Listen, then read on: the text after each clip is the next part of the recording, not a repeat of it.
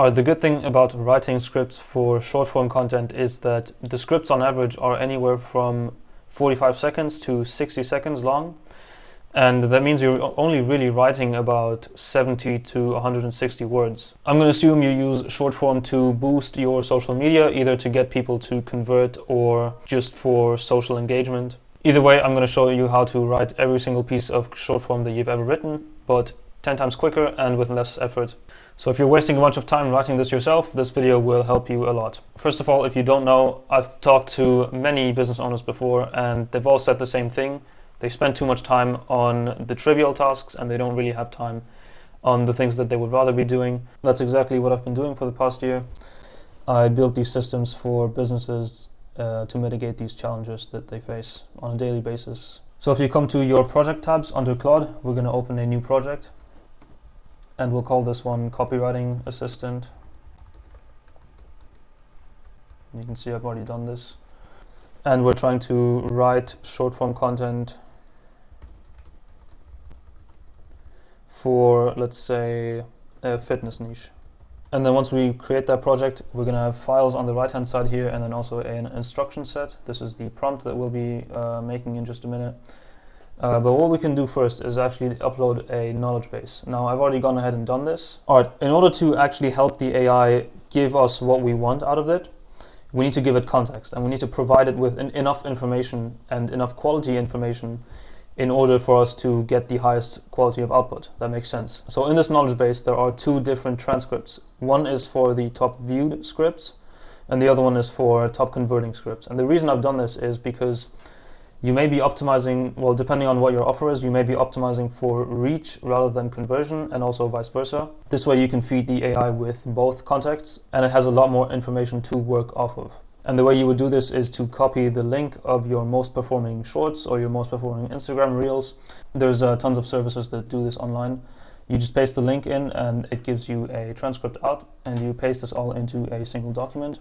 And if you're running ads, you can also see for the conversion side which of them actually converted the most. So in your case, they may not be the most viewed ones, but they will be the ones that converted the most amount of people to, I don't know, comment or like your post or whatever. And we've got both in this knowledge base. So we want to upload this into files. Now we're going to go ahead and define the sort of output that we want from AI. In this case, with short form, it's hook at the beginning, body, and then CTA, or a call to action at the end, for the people to interact with your post or interact with your account, your channel, whatever. But because we can leverage AI, what we're going to do is actually generate not just one, but two hooks and also two CTAs at the end, so we can split test these with different audiences. Now I've already gone ahead and created the prompt. I'll paste this in the description for you to follow along, but essentially structuring a prompt is a very simple ordeal. All you have to do at the beginning is to define a role in this case. We want to define that the AI is an expert short-form content strategist. You also have access to a knowledge base, which we have inserted here, and we just give it some context as to what is in that knowledge base. So we're optimizing for both reach and conversion, and we just give it some context as to what it is that the knowledge base contains. So it's optimizing for both reach and conversion. And another thing that we want to specify is that every single output should be new and it shouldn't be the exact same copied from last time. Next, we want to describe the task. So the task is to generate a 45-second short form video, in our case, structured with the following parts. We have hook, and again, we're generating two different hook variants here. We're generating one version of the body copy, so the main text, the main story or the climax in your short. And then lastly, we want to generate two different CTA versions as well. We want to split test these accordingly. So for hook, you may be doing this right now. It's probably some kind of statistic or some kind of credibility to give your brand a sense of importance and a sense of, just to show people that you know what you're doing, or a personal story in your case as well. Anything to have some kind of pattern interrupt, basically. Body copy, you can constrain to around 90 to 110 words. This is optimal for 45 seconds of spoken delivery. And then also keeping it high energy, the tone that you want, your brand voice as well. And then same thing for the CTA as we did for the hook. So it has to be unique and has to be different. It also should link back to the body copy in some way. We don't want there to be some sort of disconnect between the two sections. And it should be a non-generic way of incorporating things like save this video or click on the link below to get started or whatever.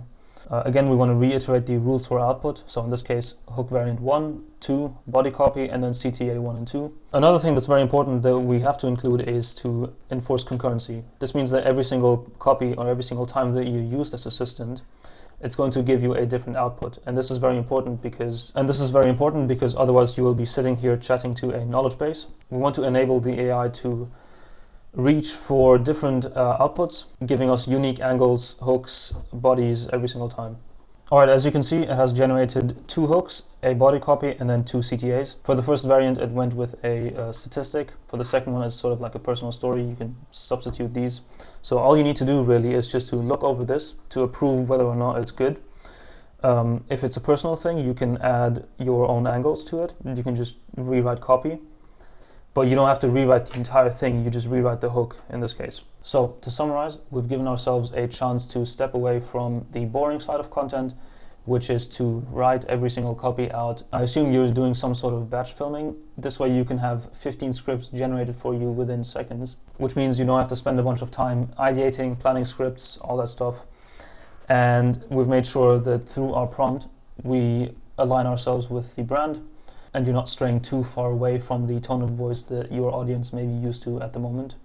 And because we've attributed a existing knowledge base, so things that have actually worked for you in the past and your specific audience, the LLM has enough context to work with. So again, not only the highest performing view count wise, but also revenue wise, which is actually the most important thing if you're running like a paid funnel. And ideally, all you need to do in the end is just to show up, sit down, and actually film the content that is necessary. Not to mention your turnaround cycle for daily content, let's say 7 days a week, will be significantly less. I hope I've left you with enough advice and enough information to go off and implement this on your own. But if you still have any outstanding questions, or if you just want to work with me in general, there will be a link below in the description to get in touch with me. And as always, thank you for your time.